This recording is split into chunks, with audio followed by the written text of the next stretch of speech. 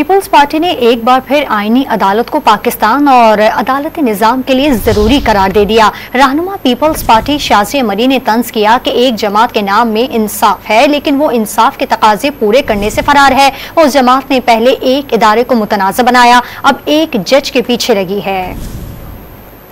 जो है वो पाकिस्तान की ज़रूरत है, वो वक्त की ज़रूरत है और वो इस अदालती निज़ाम को ठीक करने के लिए ज़रूरी है। एक जमात है जो अपने नाम पे भी इंसाफ लगा के लगती है, लेकिन वो इंसाफ के इस बुनियादी तकाजे को पूरा करने से भाग रही है, क्योंकि इस वक्त अगर उसे इंसाफ चाहिए तो सिर्फ एक शख्स के लिए। इस मुल्क की एक सियासी जमात जो है वो एक ऑनरेबल जज को कंट्रोवर्शियल बना रही है। भाई, आपको जज साहब ने नहीं कहा कि मेरे पीछे आके खड़े हो जाओ। पहले वो किसी और इदारे के लोगों को कंट्रोवर्शियल बना रहे थे और इदारे को कंट्रोवर्शियल ज़्यादा ठीक है। इदारों ने अपनी गलतियां तस्लीम की है, माजी की। एक हमारे सिक्योरिटी इदारे ने की है। तहरीके इमरान है, इंसाफ तो नहीं है, क्योंकि वो इंसाफ तो मांग ही नहीं रहे लोगों के लिए।